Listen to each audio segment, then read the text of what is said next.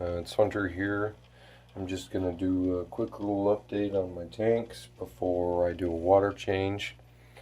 Currently, I have in this 20-gallon tall a bunch of adult guppies, 4 Corridors, emerald green Corridors catfish. I want to say I have 4 juvenile calico platies. 1 is male, the rest are all female. I also have 4 crossbreed platies. They are a crossbreed of red wag and a twin bar.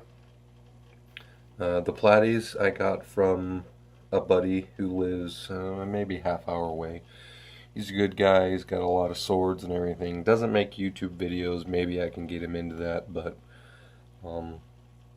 that's something for another day.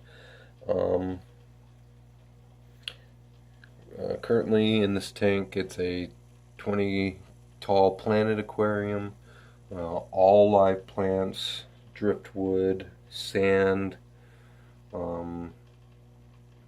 It's got mystery snails. And it also has 2 mollies, 2 juvenile silver leertail mollies. They might be sailfin as well. I'm not 100% sure. I got those from my buddy. And then there's an albino bristlenose plecostomus, ancistrus, and a regular brown ancistrus, bushy nose plecostomus, however you want to call it. Let's go up to the top. I'm probably going to switch views just for a moment if I can. I'm not 100% sure I can, but might be able to. Well, it looks like I can't change the view, so I'm just going to have to hold and move my phone a different way because that's what I record off of. So on the top, this is an aquarium pet store fish bag that I have taped to the top to keep the humidity in. I don't like to have my water evaporate as much, so if I keep the bag taped all the way down to the aquarium, it's got it taped to the back of the glass, I've got it taped to the filter, I've got it connected underneath the lid of the filter, and that clicks down in tight.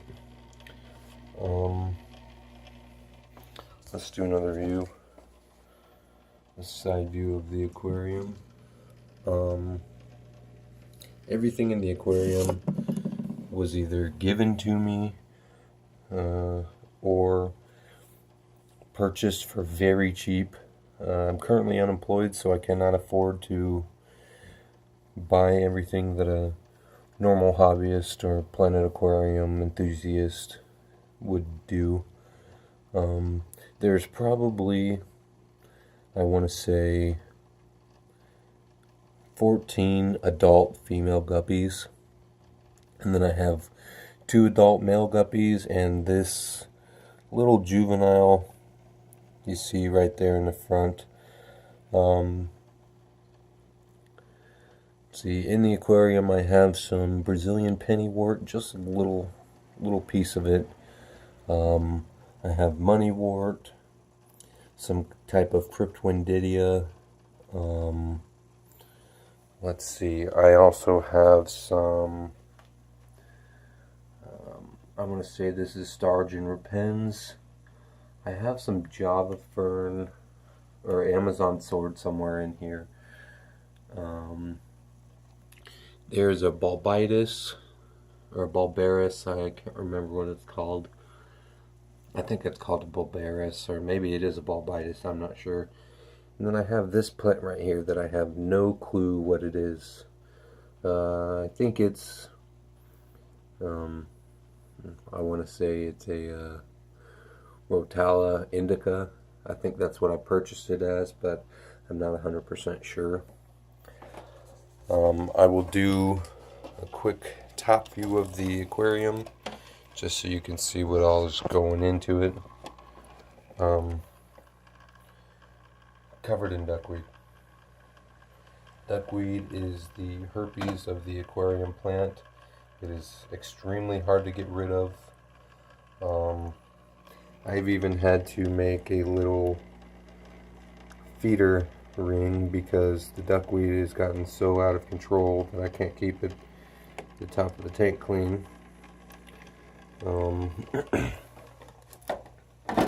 This tank has been running non-stop. It's been running non-stop for, I want to say, 5 months now without a single loss, a single fish loss, other than I've taken some out and given them away. My cousin has a tank that I've taken some and given to him. I've got a buddy I've given some to. Now let's slide over to this other tank. Sorry if you see the mess. I'm not a very cleanly person other than when it comes to fish tanks. This tank is pretty bare. This is I want to say it's a 40 long. It was planted, but I took most of those plants out to change them or give them to someone else. In this tank there are 3 angelfish and 4 wild type guppies. This tank is run by it's a Sun. It's either a 302B or a 602B, something like that. And then I have this other little pump that is just creating more circulation. There's duckweed in here too. Duckweed in all my tanks because it's just a pain to get rid of. This tank as well has been sealed with a fish tank bag. Each hole has been taped, covered. In this aquarium there's also a yo-yo loach, which I bought that for that aquarium over there to take care of my pest snail problem, which it did that, and then I moved them over here to do the same, which it didn't really, it took most of them out, but I'm selling that guy or trading him to somebody for a different type of fish, or actually apple or crap, I forgot what it's called, mystery snail. Let's do another side view. I feed these guys algae thins and this Tetramin.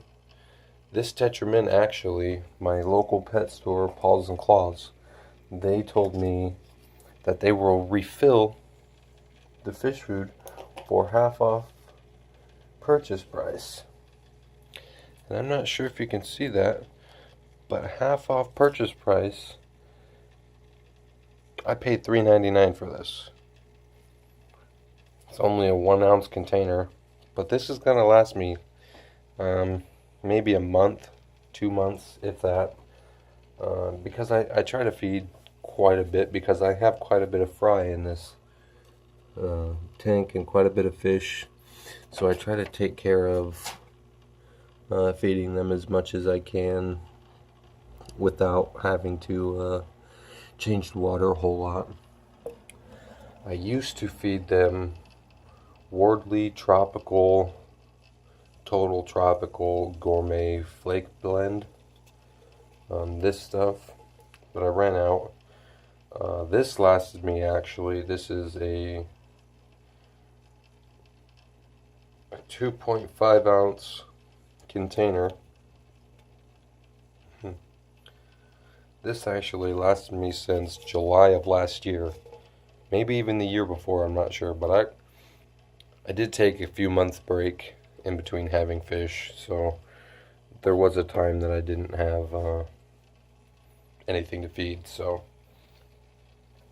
this tank is not run on any CO2.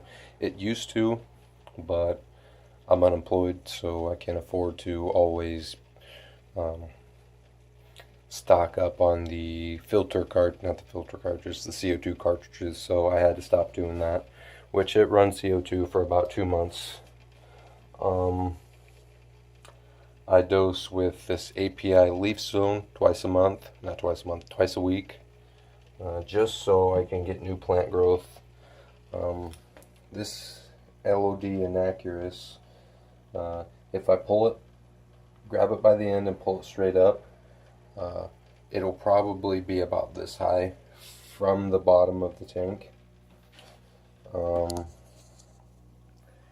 This stuff right here, the money wort, which is also in the back, every time that grows up to about the top of the tank, I clip it and I plant it somewhere else. It's going to be planted over here from now on. Try to get it to go all the way around. Let's see. I just added a little bit of gravel over here in this clay pot. This clay pot was in the other tank, but it seemed kind of bare right there in that corner, so I wanted to go ahead and add something new.